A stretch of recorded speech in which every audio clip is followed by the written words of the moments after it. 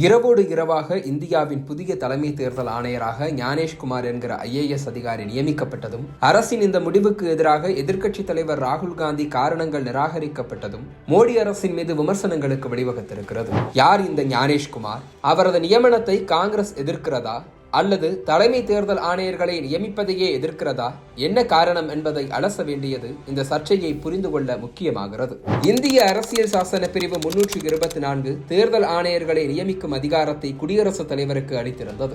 அதோடு நாடாளுமன்றத்தில் இது தொடர்பாக ஒரு சட்டம் இயற்றப்பட்டால் அந்த சட்டத்திற்கு உட்பட்டே குடியரசுத் தலைவரின் முடிவு இருக்க வேண்டும். ஆனால் நாடாளுமன்றத்தில் அப்படி ஒரு சட்டம் இயற்றப்படாததா? மத்திய அரசின் பரிந்துரையின் பேரிலேயே குடியரசுத் தலைவர் தேர்தல் ஆணையர்களை நியமித்து வந்தார். இந்த நடைமுறை எதிர்த்து 2015 ஆண்டு ஜனவரி மாதம் அனூப் பரன்வால் என்பவர் உச்சநீதிமன்றத்தில் பொதுநல வழக்கு ஒன்றை தாக்கல் செய்தார். இந்தியாவில் தற்போது தேர்தல் ஆணையர்களை நியமிக்கும் முறை அரசியல் சாசன சட்டத்திற்கு எதிராக உள்ளதாகவும், அதனால் கொலிஜியம் போன்ற ஒரு அமைப்பை உருவாக்கி அதன் மூலமாக தேர்தல் ஆணையர்களை நியமிக்க வேண்டும் என்றும் அந்த மனுவில் வலியுறுத்தியிருந்தார். ஆனால் மோடி தலைமையிலான பாஜக அரசு இதுவரை நியமிக்கப்பட்ட தேர்தல் ஆணையர்கள் எவ்வளவு நேர்மையானவர்கள் என பாராட்டு பத்திரம் வாசித்து தங்களது சாய்ஸை நியாயப்படுத்தியது. அதோடு தேர்தல் ஆணையர்கள் நியமனம் நிர்வாக ரீதியிலானது, இதில் நீதிமன்றம் தலையிடக்கூடாது எனவும் கூறியது.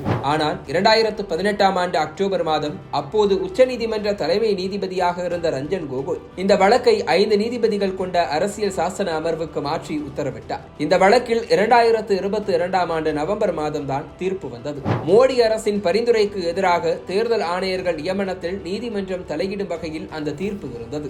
இனி தேர்தல் ஆணையர்களை நியமிக்க ஒரு கொலிஜியம் அமைக்க வேண்டும். அந்த கொலிஜியத்தில் நாட்டின் பிரதமர், எதிர்க்கட்சி தலைவர், உச்சநீதிமன்ற தலைமை நீதிபதி ஆகிய 3 பேர் உறுப்பினர்களாக இருக்க வேண்டும். இந்த கமிட்டி பரிந்துரை செய்யும் பெயர்களையே குடியரசுத் தலைவர் தேர்தல் ஆணையர்களாக நியமிக்க வேண்டும் என்பதுதான் அந்த தீர்ப்பு. ஆனால் மோடி தலைமையிலான பாஜக அரசுக்கு இந்த தீர்ப்பு சவாலாக மாறியது. அதுவரை மத்திய அரசின் விருப்பப்படி மட்டுமே நியமிக்கப்பட்டு வந்த தேர்தல் ஆணையர்கள் இனி கொலிஜியத்தின் முடிவின்படி நியமிக்கப்பட்டால் ஆட்சியில் இருக்கும் அரசுக்கு சிக்கல் ஏற்பட வாய்ப்பிருக்கும் நிலை உருவானது. இதனால் அடுத்த ஆண்டே நாடாளுமன்றத்தில் தலைமை தேர்தல் ஆணையர் மற்றும் மற்ற தேர்தல் ஆணையர்கள் சட்டம் கொண்டு வரப்பட்டது. அந்த சட்டத்தில் நீதிமன்ற தீர்ப்பை ஏற்று ஒரு கொலிஜியத்தை அமைக்க முன்வந்த பாஜக அரசு அந்த கொலிஜியத்தில் இருந்து உச்சநீதிமன்ற தலைமை நீதிபதியை நீக்கிவிட்டு மத்திய அமைச்சர் ஒருவரை இணைத்தது.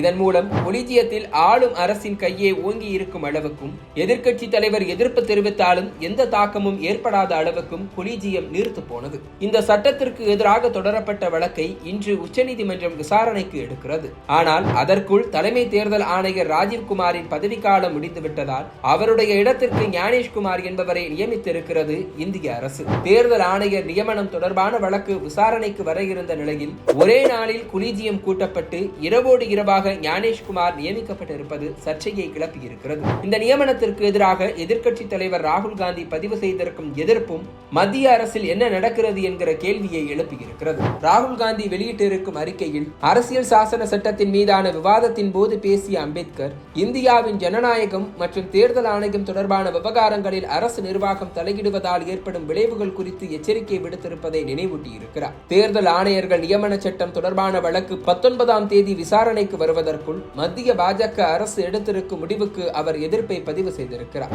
ஏற்கனவே மக்களவை தேர்தல் நேரத்தில் வாக்கு சதவீதத்தில் ஏற்பட்ட குளறுபடி தொடங்கி மகாராஷ்டிரா சட்டப்பேரவை தேர்தலுக்கு முன்பாக லட்சக்கணக்கான வாக்காளர்கள் 4 மாதத்தில் சேர்க்கப்பட்டதாக எழுந்த குற்றச்சாட்டுகள் வரை தேர்தல் ஆணையத்தின் செயல்பாடுகள் கேள்விக்குள்ளாகி இருக்கிறது.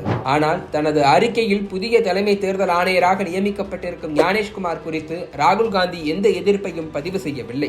1988 ஆண்டு IAS அதிகாரியான ஞானேஷ்குமார் கேரளா கேடர் அதிகாரி ஆவார். உத்தரப்பிரதேசத்தின் ஆக்ரா மாவட்டத்தில் ஹைவேயில் உள்ள ஒரு கிராமம் தான் ஞானேஷ்குமாரின் சொந்த ஊர். அவரது அப்பா சுபோத் குப்தா ஒரு மருத்துவர். 10ஆம் வகுப்பு தேர்வில் டாப்பராக வந்த ஞானேஷ்குமார் 12ஆம் வகுப்பை லக்னோவில் உள்ள தலுக்தார் கல்லூரியில் படித்து அங்கும் டாப்பராக இருக்கிறார். பின்பு IIT கான்பூரில் கட்டுமான பொறியாளராக பட்டம் பெற்றவர். ஹார்வர்ட் பல்கலைக்கழகத்தில் சூழலியல் பொருளாதார பிரிவிலும் பட்டம் பெற்றிருக்கிறார். 1988 ஆண்டு IAS ஆன பிறகு கேரளாவின் எர்ணாகுளம் மாவட்டத்தின் கூடுதல் ஆட்சியர், அடூரின் துணை ஆட்சியர், பல்வேறு கார்ப்பரேஷன்கள் மற்றும் ஆணையங்களின் இயக்குநராக பணியாற்றியிருக்கிறார்.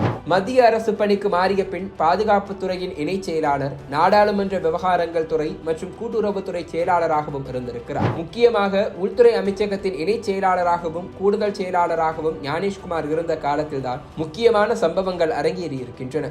ஒன்று, ராமர் கோயில் கட்டுமானத்திற்காக ராமஜென்ம பூமி தீர்த்தக்ஷேத்ரா அறக்கட்டளையை உருவாக்கியதில் இவரது பங்கு முக்கியமானது. ஜம்மு காஷ்மீருக்கான சிறப்பு அந்தஸ்தை ரத்து செய்யும் 370வது சட்டப்பிரிவை நீக்கியதிலும், ஜம்மு காஷ்மீரின் மாநில அந்தஸ்தை பறித்து ஒன்றிய பிரதேசமாக மாற்றிய சட்டத்தை உருவாக்கியதிலும் இவரது பங்கு முக்கியமானது என கூறப்படுகிறது. காஷ்மீரின் சிறப்பு அந்தஸ்து நீக்கப்பட்ட பிறகு கடுமையான ஊரடங்கில் வைக்கப்பட்டிருந்த ஜம்மு காஷ்மீரை உள்துறையில் இருந்து ஞானேஷ்குமார் தான் கவனித்து வந்திருக்கிறார். இதுபோக ஜம்மு காஷ்மீர் ரீஆர்கனைசேஷன் சட்டத்தை வெளியில் கசியாமல் ரகசியமாகவும் உருவாக்கி கொடுத்திருக்கிறார். இதன் பிறகுதான் கடந்த ஆண்டு அவரை தேர்தல் ஆணையர்களில் ஒருவராக மத்திய பாஜக அரசு நியமித்தது. தற்போது தலைமை தேர்தல் ஆணையராக பதவி உயர்த்தப்பட்டிருக்கும் ஞானேஷ்குமார் இந்த ஆண்டு பீகார் தேர்தல், அடுத்த ஆண்டு நடக்க உள்ள தமிழ்நாடு, மேற்கு வங்கம், அசாம் ஆகிய மாநிலங்களின் தேர்தல்களில் முக்கிய பங்கு வகிக்க உள்ளார். 2029ஆம் ஆண்டு மக்களவை தேர்தல் நடக்க ஒரு சில மாதங்கள் முன்பு வரை ஞானேஷ்குமார் இந்த பதவியில் நீடிக்க வாய்ப்பிருக்கிறது.